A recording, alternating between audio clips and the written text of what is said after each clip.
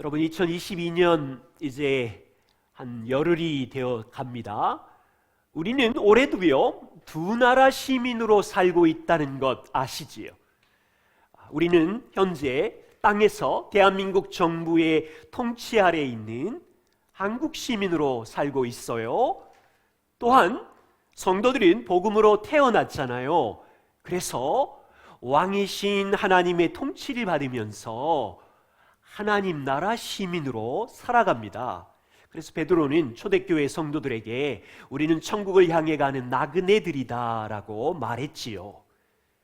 우리는요, 땅에 살아가는 한국 시민이기 때문에 땅에서 일어나는 일에 관심이 참 많습니다. 여러분, 뉴스를 체크하면서 도시의 사회의 변화들, 아파트 값이 오르는지에 대한 변화들 관심이 있으시지요? 요즘 주식 시세가 어떻게 되었는지, 10대 애들의 문화, 가요가 어떻게 되었는지 땅에 살기에 관심이 있으시지요? 이제 올해 대선이 있으니 땅에서의 대통령은 누가 될지 대선에 대한 관심이 크시지요? 자주 유튜브로 체크하시지요? 우리는 땅의 시민이기 때문에 그렇습니다. 여쭈어볼게요. 저와 우리는 하나님의 나라 시민으로 이 땅을 올해를 살아가고 있는데 하나님의 나라에 대한 관심이 있으신가요? 예수님은 제자들에게 이렇게 기도하라고 말씀하셨어요.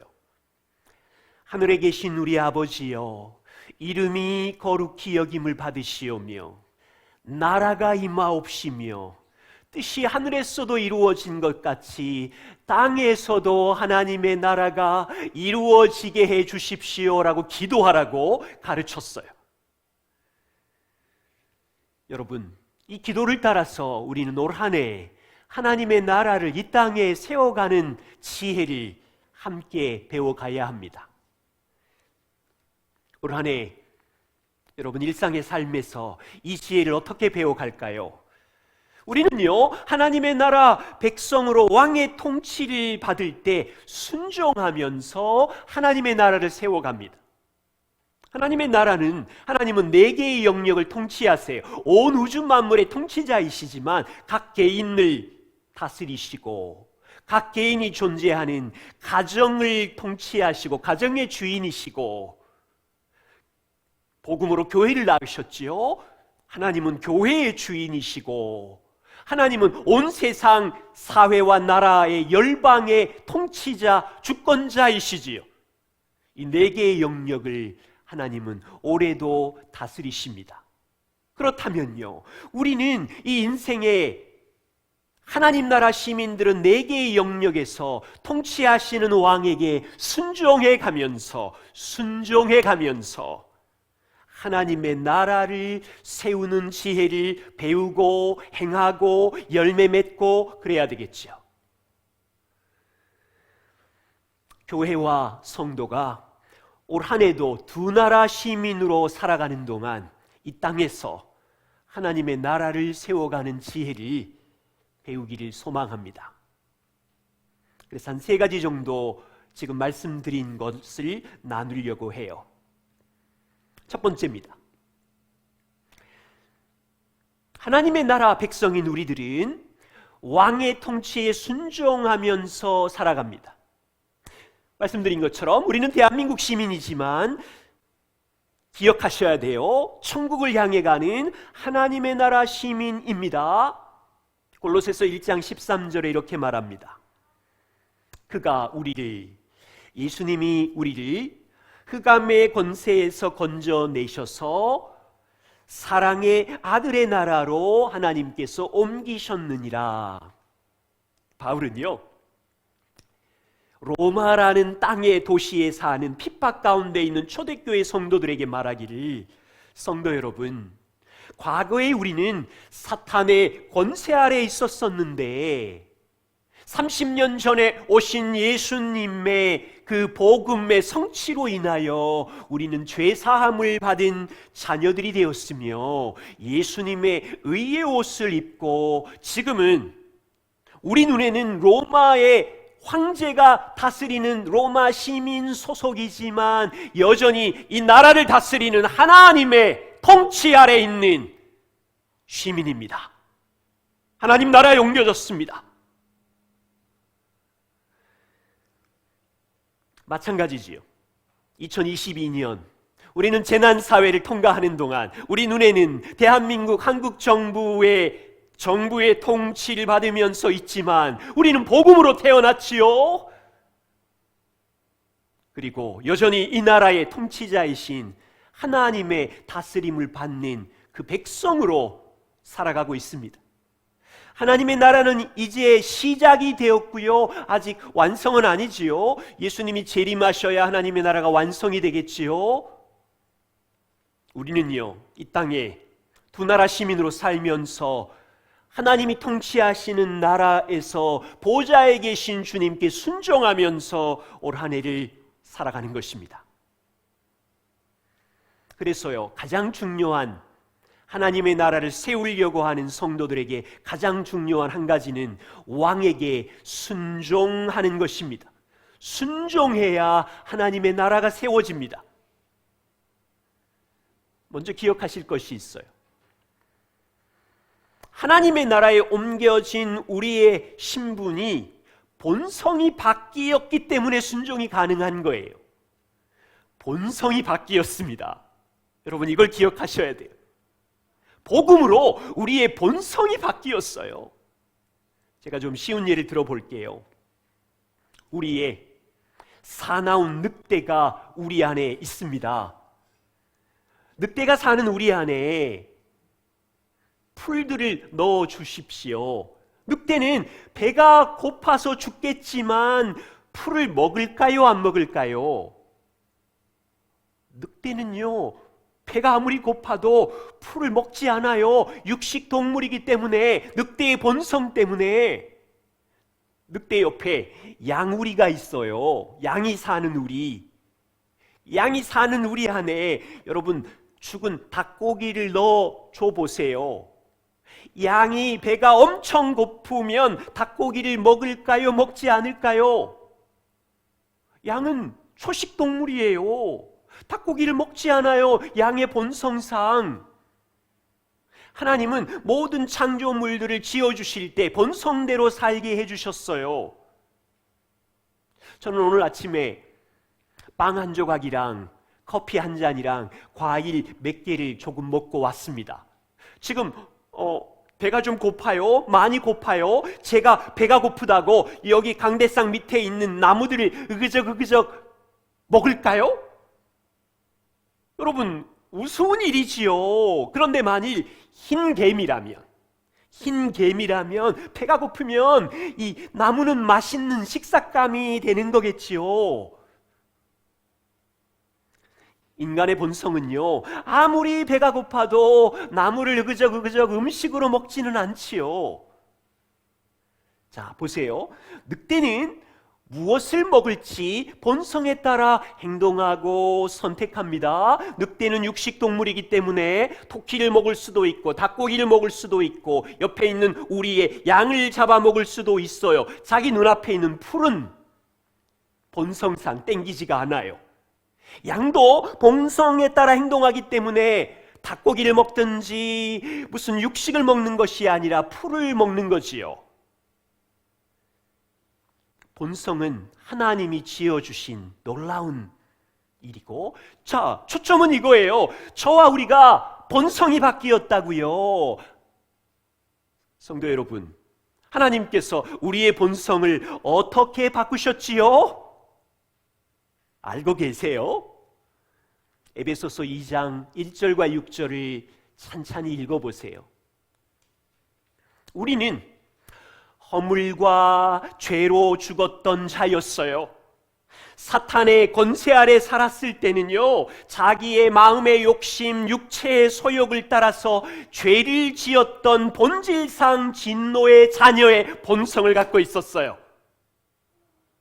그런 우리들이 긍휼에 풍성하신 하나님이 사랑하신 큰 사랑 때문에 기적이 일어났어. 본성이 바뀌었어요. 성도 여러분, 어떤 본성으로 바뀌었어요? 왕의 자녀의 신분으로 바뀐 거 기억하세요? 우리는 완전히 죄사함을 받은 본성으로 새롭게 태어났어요. 의롭게 된 새 사람, 새로운 피조물로 바뀌었어요. 우리의 본성은요, 내가 인생의 주인이 아니라 하늘의 아버지를 아바 아버지라 부를 수 있는 성령이 계시는 본성으로 바뀌었어요. 성령이 내주하시는 자녀의 새 생명으로 바뀌었어요. 우리는요, 대충 수리된 사람이 아니에요. 적당히 리모델링 된 사람이 아니라 완전히 하나님의 아들의 생명값을 주고 새 사람, 새 피조물로 바뀌었다고요. 어마어마한 기적이 일어났어요. 우리의 본성을 바뀌기 위해서 우리 편에서는 하나님의 아들이 이루신 것을 믿는 것뿐이었지만 하나님 편에서는 말도 안 되는 희생을 치르셔서 바꾸신 거예요. 복음을 믿는 자녀이십니까? 우리는요, 늑대의 죄의 본성이 이제 아니에요. 양의 본성, 새 사람의 본성, 하나님께 순종할 수 있는, 하나님께 순종할 수 있는 부드러운 마음을 가진 성령이 내주하시는 본성으로 변화되었다고요. 이 뜻은요, 완전하게 온전하게 순종할 수 있다는 말은 아니에요. 여러분, 우리 알잖아요. 우리 안에 여전히 죄성이 있어서 우리는 가끔씩 늑대의 본성이 있잖아요. 막 으르렁거리는 죄의 본성이 가정에서, 직장에서 갈등하고 싸우기도 하지요. 지난주도 그런 일이 있으셨잖아요. 여러분의 아버지를 온전히 신뢰하지 못하고 과거에 늑대의 본성이 일어나서 혼자 염려를 싸매고 잠도 못 주무신 저도 있었어요.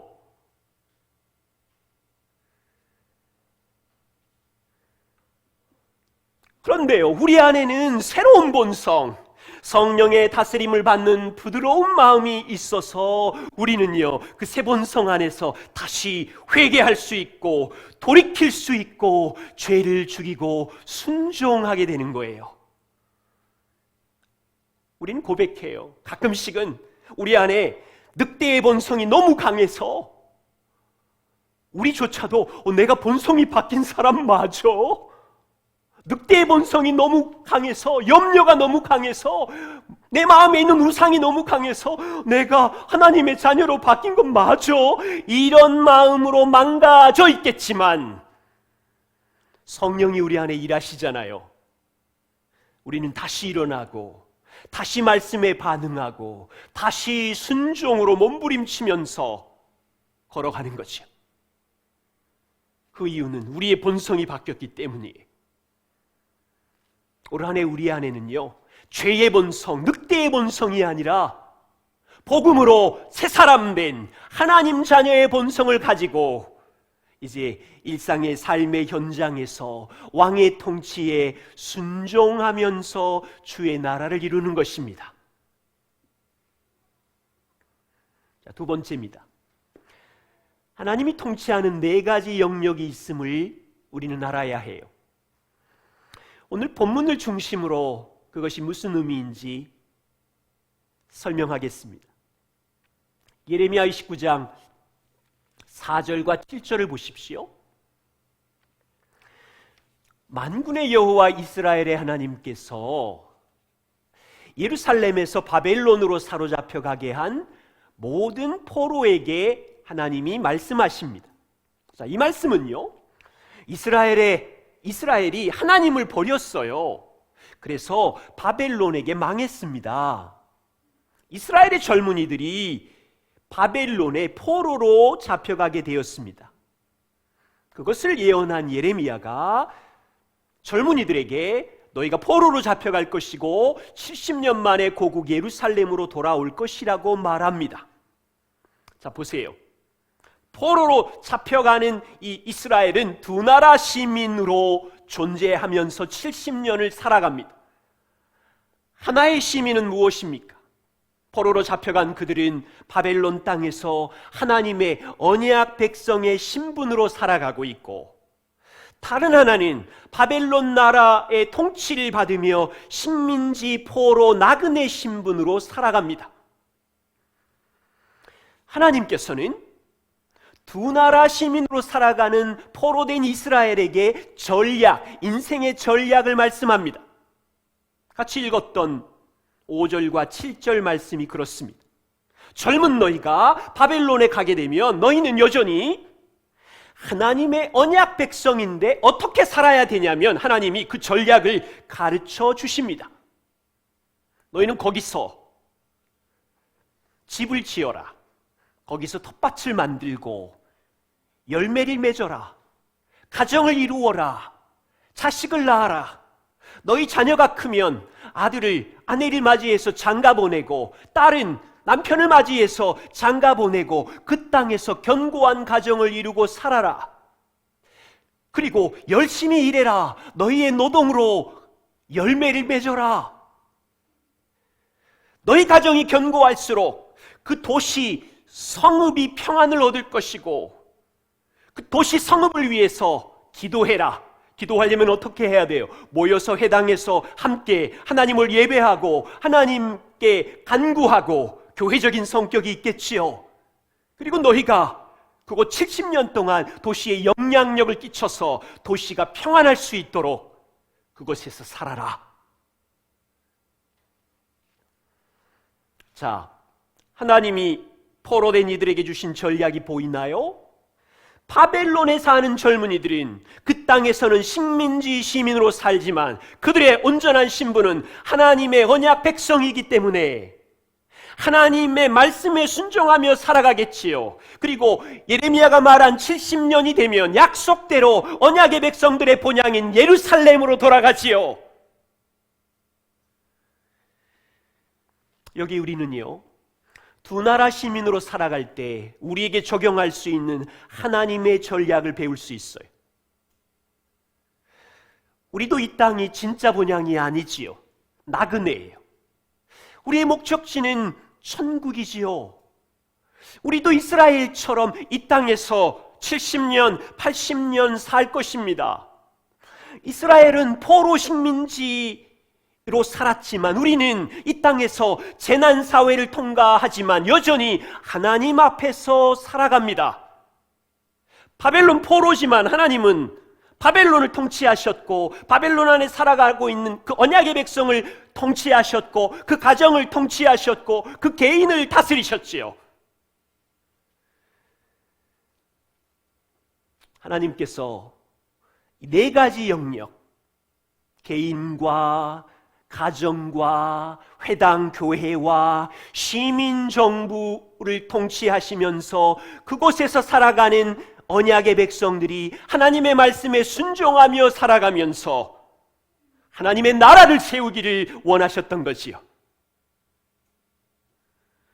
이 네 개의 영역을 잠깐 설명을 하면서 각 영역마다 책임성이 있는 것을 기억해 주십시오.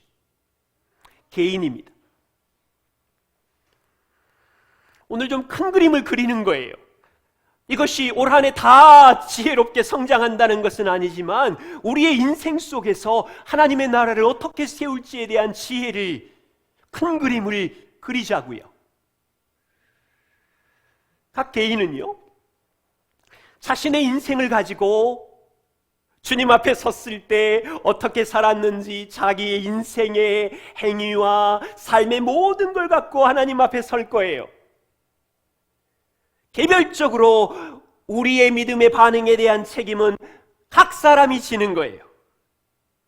여러분, 남편의 믿음이 좋다고 남편의 믿음으로 하나님 앞에 서는 거 아니에요. 자녀 여러분, 아빠 엄마의 믿음이 좋다고 아빠 엄마의 믿음으로 하나님 앞에 서는 것이 아니에요. 여러분들이 유튜브로 유명한 목사님들의 설교를 듣지만 그 목사님의 논리 정연한 믿음 때문에 하나님 앞에 서는 게 아니에요. 각 개인은 예수 그리스도를 믿음으로 하나님 앞에 의롭게 되었고 하나님의 자녀로 살아가고 이 땅 살아가는 60이든지 80이든지 인생 속에 우리는 말씀과 복음에 반응하는 책임을 각 사람이 지는 거예요. 각 사람이 인격적인 반응의 책임을 진다. 두 번째 영역입니다. 가정. 하나님은 가정을 만드셨고 가정의 주인이시지요. 그런데 가정 안에 부모를 인도자로 책임자로 세우셨고 부모의 노동을 통해서 가정에 필요한 것을 모든 것을 공급하셨습니다. 그래서 가정의 아버지, 부모는 가정의 인도자입니다. 자녀 양육 다음 세대를 향한 1차적인 책임은 부모입니다. 교회는 부모를 준비시켜 자녀를 양육하도록 협력하는 곳입니다. 학교나 학원이나 세상의 정부가 자녀 양육의 온전한 책임자가 아닙니다.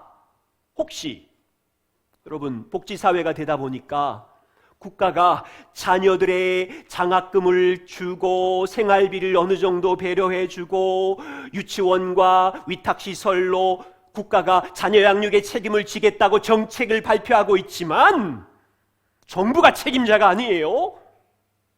하나님은 부모에게 다음 세대 제자와의 책임을 물으실 겁니다. 가정을 통치하시는 하나님의 이 설계를 보셔야 돼요. 세 번째, 교회입니다. 하나님이 통치하시는 이 교회는 복음으로 낳은 공동체입니다. 하나님은 이 교회 안에 세상의 가치가 아니라 말씀 진리를 주셨고 교회는 성경을 가르치고 하나님이 누구신지를 이곳에 선포하고 하나님의 은혜의 복음을 가르치게 하시는 거예요. 교회의 책임은 각 개인을 또 각 가정을 하나님의 말씀으로 세우면서 하나님의 나라를 세울 수 있도록 준비시키는 곳입니다. 그래서 교회의 1차적인 책임자는 목회자가, 장로가 하나님의 통치 아래서 개인과 가정을 목양하고 훈련할 수 있도록 세우셨습니다. 네 번째 영역은 도시, 시민사회입니다. 시민정부는 힘을 가지고 법이라는 공권력을 가지고 하나님의 공의를 집행하는 곳입니다. 시민정부의 책임은 죄 있는 자를 공의로 심판하고 약자를 돌보고 섬깁니다. 성경은 뭐라고 말하나요? 이 땅의 지도자가 믿지 않는 자일지라도 그에게 권력을 주신 것은 하나님께서 세우셨기에 믿는 자들은 그들에게 존중하고 그들을 향하여 복종하라고 이야기합니다. 왜냐하면 하나님이 믿지 않는 그들을 세우셨고 그들을 통해서 이 땅에 하나님의 정의가 일어나도록 하셨기 때문에요. 자, 보세요. 예레미야 29장. 이스라엘이 바벨론의 포로로 있을 때 여전히 하나님은 바벨론을 통치하셨고 시민으로 살아가는 그들의 4개의 영역을 다스리셨습니다. 각 개인을 언약의 백성으로 한 사람 한 사람 다스리셨고 그들이 살아가는 가정에 하나님은 여전히 주인이셨고 통치하셨고 그들이 함께 모이는 회당 아래 하나님은 말씀하셨고 통치하셨고 그들이 살아가는 도시 속에 하나님은 바벨론에게 권세도 주시고 그들이 그 시민사회 속에서 영향력을 발휘하게 하셨습니다. 바벨론 포로의 이 이스라엘 백성들인 그 4개의 영역에서 하나님의 다스림을 받으며 말씀에 순종합니다. 그러면 그것은요 한 사람의 행복이 아니에요. 포로 시대이지만 그들의 한 사람의 행복은 가정 안에 여전히 하나님의 말씀이 작동하고 있고요, 모이는 회당 안에 하나님의 공동체가 작동하고 있고요, 그들이 서 있는 도시와 성읍에 하나님의 평안이 흘러가는 일이 작동하고 있는 거예요. 그곳이 바로 하나님의 통치가 임하는 나라가 되는 거지요. 자, 이제 우리도 이 지혜를 배울 필요가 있어요. 저와 우리의 인생의 이 4개의 영역에서 우리는 어떻게 왕께 순종하면서 하나님의 나라를 세워갈까요? 여러분, 땅의 뉴스에 관심이 많으시지요? 두 나라 시민, 우리는 하나님의 나라의 시민으로 하나님의 나라를 세우는 일에 관심이 있으세요? 남성 여러분, 여성 여러분, 이 네 개의 영역으로 한번 나누어 보죠. 첫 번째입니다. 개인의 영역에서 어떻게 제자로 순종할 것인가? 보세요. 한 개인은, 우리 여기 아들 2명이 있어요. 유아, 서화가 있다고 하십시다. 이 아이는 부모를 통해서 아기로 출생했습니다. 가정에서 부모에게 양육받고 이제 10대가 되고 청년이 되어 갑니다. 자, 이 다음 세대가 이제 청년이 되면 집을 떠나요. 결혼을 합니다. 배우자를 만나 가정을 이룹니다. 이제 그들도 부모가 되고 다음 세대 제자를 양육하고 이제 그들도 교회 안에서 다른 사람을 섬기고 사랑하고 그들도 도시 속에서 노동을 하며 직장 생활을 하며 하나님의 나라를 세워가는 구조입니다. 기억하실 것은 출생부터 모든 전 과정이 하나님께 순종하는 시간이며 모든 영역이 하나님의 나라를 세워가고 있는 시간이라는 것을 붙잡으셔야 돼요. 예배할 때만 하나님의 나라가 서는 것이 아니고 전도지를 들고 선교지에 나갈 때만 하나님의 나라를 세우는 것이 아니라 이 네 개의 영역에서 모든 시간 모든 상황 속에서 왕께 순종하며 하나님의 나라를 세우는 거예요. 그렇다면 한 개인이 부모라는 이 그늘 아래서 자라는 동안 가장 중요한 일은 무엇입니까? 부모는요, 어릴 때부터 자녀에게 하나님이 누구신지, 복음이 무엇인지, 하나님의 말씀의 소중함을 다음 세대 자녀에게 신실하게 부지런히 가르치는 것이지요. 그러면 우리의 아이들은 인생에 하나님이 계시구나, 우리 눈에 보이지 않지만 하나님의 말씀이 중요하구나. 이제 10대가 되면 자아가 성장하고 독립심이 가져서 청년으로 자라겠지요. 이러는 과정 중에 세상이 보일 것이고 하나님 중심적인 세계관을 부모를 통해서 배우고 훈련받겠지요. 자녀들은 그 가정 속에 부모를 통하여 순종하면서 학교를 통하여 세상의 가치관과 하나님의 가치관을 분별해 가면서 날마다 예수 그리스도에 순종하는 제사로 자라는 것이요. 개인의 영역에서 기억하셔야 될 것은, 부모 여러분, 하나님의 말씀이 진리라고 말해줘야 돼요. 학교 공부 그 무엇보다 하나님이 누구신지 자녀들에게 부지런히 말하는 책임, 변화는 하나님이 하시지만, 그리고요, 말씀을 가르치면서 우리 아이들이 세상을 보잖아요. 세상과 하나님의 말씀을 분별할 수 있도록 세계관을 가르치는 일이 이 개인의 영역에서 중요해요. 두 번째입니다. 가정의 영역에서 어떻게 순종함으로 하나님의 나라를 세울까요? 자, 보세요. 우리 자녀들이 이제 청년이 되고 성장해서 집을 떠납니다. 그러면 결혼하죠. 새로운 가정을 이룹니다. 우리도 마찬가지지만 가정을 떠나는 이 다음 세대들도 한 번도 경험해보지 못한 이제 남편의 역할을 배웁니다. 우리처럼 아내의 역할을 배웁니다. 이제 남자는 왕이신 그리스도께서 주신 남편의 머리됨, 인도자됨 역할을 배우고, 또 공급하고 사랑하고 보호하는 역할을 남자들은 배워가겠지요. 아내는 가정의 주인이신 그리스도께 순종함으로 남편을 존중하고 순종하는 것을 배워가겠지요. 우리와 같이 또 이들이 이제 자녀를 놓으면 한 번도 경험해보지 못한 아빠, 엄마, 부모의 부르심을 배웁니다. 물론 자신의 부모로부터 배우고 받은 것들이 있지만 이 자녀들에게는 새로운 부르심에 대해서 반응해야 되겠지요. 분명히 우리 자녀들도 가정을 이루면서 우리처럼 부모의 역할, 남편과 아내의 역할을 하다가 많이 쓰러지고 깊은 상처를 받고 자기 마음에 있는 우상들이 많이 보일 거예요.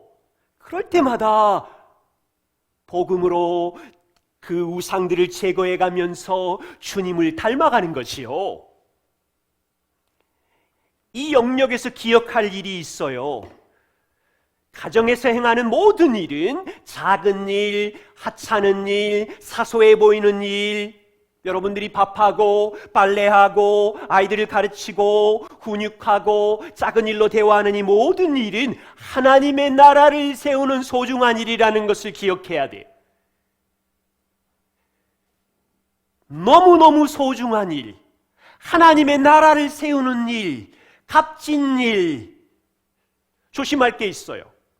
남자인 아빠들은 가정을 하나님의 나라 세우는 이 책임성에 순종하지 않고 세상의 직장과 물질을 더 많이 가지려고 마음을 빼앗기는 일을 남자들은 조심해야 돼. 여자분들은 자녀가 우상이 되는 일, 취미가 우상이 되는 일, 다른 우상의 마음을 빼앗기는 일을 조심해야 돼. 여러분, 가정을 충실하게 섬기고 하나님의 나라를 세우는 일을 잘못하면 무슨 일이 생길까요? 그 가정 안에 그리스도가 왕이신 것인데 그분에게 순종하지 않기로 하고 고집을 부리면 여러분의 가정은 삐그덕거려요. 곳곳에 갈등이 일어나요. 자녀들 안에, 배우자 안에, 재정 안에. 여러분, 이것은요, 한 사람 한 가정의 삐그덕 아픔이 아니에요. 하나님의 미래인 다음 세대를 준비하지 못하면 시간이 문제이지 이제 미래 다음 세대에 삐그덕거리는 일이 있어요. 여러분, 가정 안에서 충분히 준비되지 않는 사람이 교회 안으로 들어와서 리더가 되고 장로가 되고 그러면 여러분, 경험이 없는데 다른 사람을 어떻게 돌보겠어요? 교회는 삐그덕거려요. 우왕좌왕할 수밖에 없어요. 여러분, 그렇게 되면 교회가 존재하는 사회 안에, 도시 속에 하나님의 말씀의 빛이 무엇인지 비출 수가 없어요. 어두워져요. 여러분, 이거 이제 생각하셔야 돼요. 세 번째 영역입니다. 교회의 영역입니다. 교회 안에서 우리는 어떻게 순종함으로 하나님의 나라를 세울 수 있을까요? 자, 보세요. 한 가정이 하나님이 부르신 책임, 남편의 책임, 아내의 역할, 부모의 역할 속에서 자, 왕이신 주님께 순종했습니다. 복음의 열매를 맺었습니다. 이것은요, 한 가정의 행복이 아닙니다. 이 사람이 교회 안에 들어왔어요. 자, 이 사람이 교회 안에 들어왔어요. 이제 무슨 일을 합니까? 교회 주변에 있는 이제 새 가족들, 젊은 사람들을 본인이 경험한 복음으로 돌보고 사랑하고 교회 영향력을 끼치겠지요. 자, 이제 이 사람은요, 교회 안에 들어온 젊은 사람들, 한 번도 경험해보지 않은 가정의 복음의 열매, 자기 안에 있는 수많은 죄와 싸우고 있는 그 사람들 옆에 서서 이제 영향력을 끼치는 거예요. 도닥거리며 격려하며 건면하며 훈육하며.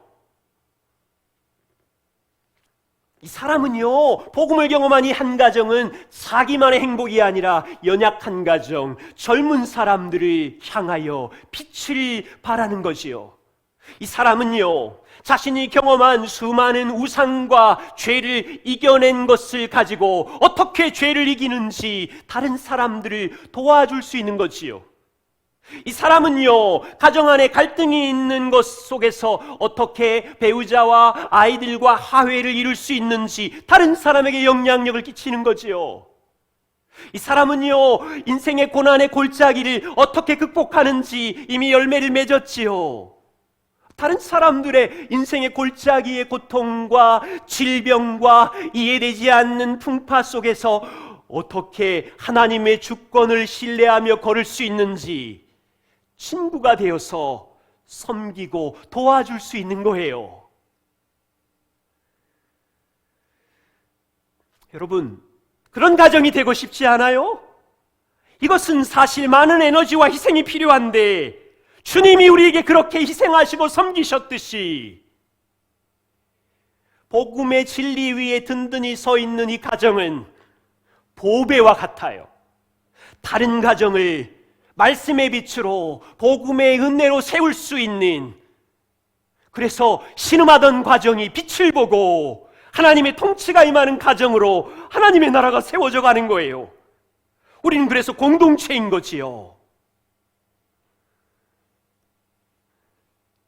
자, 네 번째 영역입니다.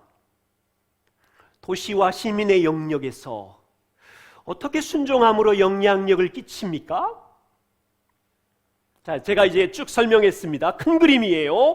한 사람이 하나님이 주신 네 가지 영역에서 개인적으로는 날마다 예수님께 배우는 제자가 되는 겁니다.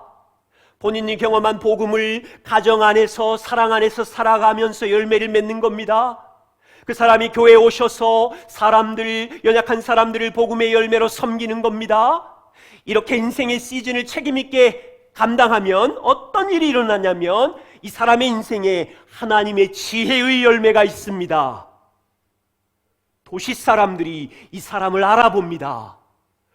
여러분이 올리는 페이스북, 여러분이 올리는 인스타에 이 사람의 사진과 글과 지혜가 영향력을 끼칩니다. 그래서 친구들이, 이웃들이 찾아와서 배우고 싶어요. 도시 사람들이 질문하기 시작합니다. 당신은 어떻게 그렇게 살 수 있나요? 나는 깨어지기 직전인데 당신은 어떻게 그 고통의 갈등을 풀었나요? 당신은 어떻게 자녀 양육을 했나요? 도시 사람들이 여러분에게 수많은 질문을 가지고 풀지 못하는 갈등의 문제, 인생의 고통의 문제를 가지고 찾아올 거예요. 복음을 경험한 한 사람, 한 가정, 한 교회가 도시에서 어떤 영향을 끼쳐요? 마태복음 5장에 있는 것처럼 도시의 빛이 되는 거예요. 그래서 도시의 평안을 위해서 약한 자를 돕는 일에 참여합니다. 신음하는 사람들의 가족과 죄책감과 각종 중독의 수렁에 빠져있는 사람들을 돌보고 섬기는 빛으로 존재하는 거예요. 도시에 영향을 끼치며 하나님의 말씀이 진리이신 것을, 하나님의 나라를 세워가는 것이요. 저는 이 그림이 하나님의 나라를 세우는 전략이라고 믿습니다. 여러분은 믿으세요? 종종 이 메시지로 여러분과 마음을 나누었습니다. 우리는 지금 잘하는 중입니다. 하나님께서 주신 네 개의 영역, 개인과 가정과 교회와 도시에서 인생의 시즌이 다른 시절을 따라서 왕이신 하나님께 순종하여 열매를 맺을 때 하나님의 나라가 우리 눈에 보이려면 프로그램으로 되는 것이 아니고요, 한 세대가 이 원리를 따라서 헌신해야 돼요. 최소한 3, 40년. 죄송하지만 우리에게 은사를 주셔서 큰 사업을 함으로 하나님께 영광을 돌릴 수 있지만 큰 사업만으로 하나님 나라가 세워지는 것이 아닙니다. 우리에게 은사가 있어서 복음을 들고 열방에 나가 선교를 무작정 뛰어나갈 수 있지만 그것만으로 하나님의 나라가 세워지는 것이 부족합니다.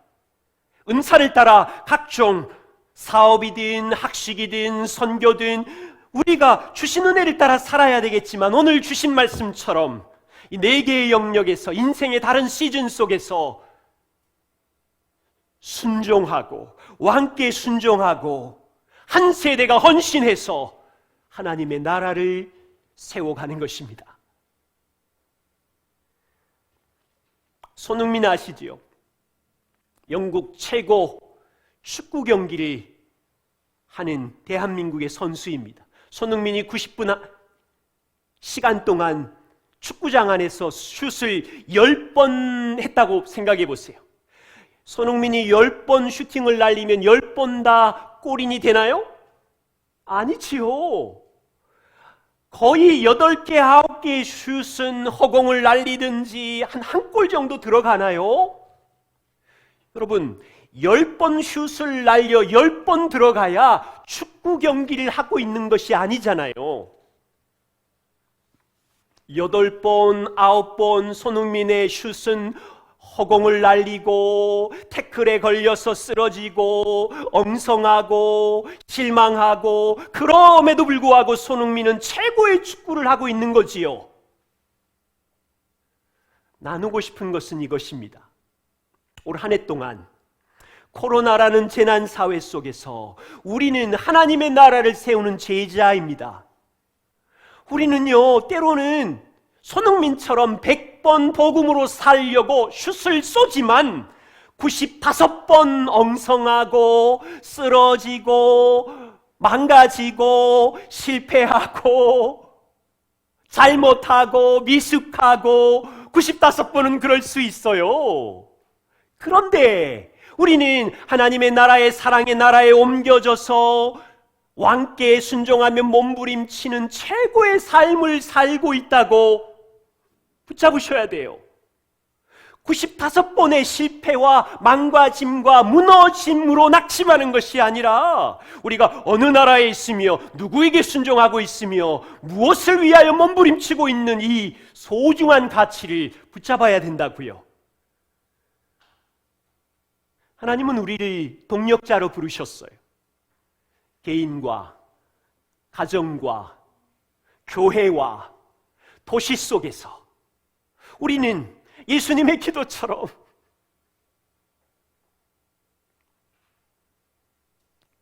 하늘에 하나님의 나라가 이룬 것처럼 우리의 땅에 하나님의 나라가 이루기를 기도하고 살아내라고 하셨어요.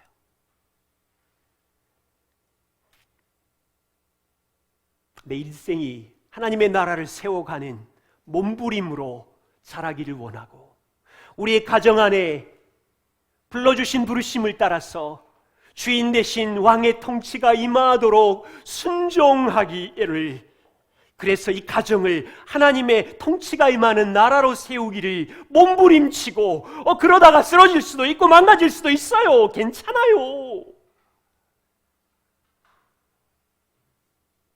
도시 속에서, 교회 속에서 올 한 해 동안 하나님께서 통치하시는 4개의 영역 속에 하나님의 나라를 세우는 지혜를 배우기를 함께 소망하고, 그렇게 자라가는 주님의 은혜교회 성도님들이 되어 주십시오. 기도하겠습니다.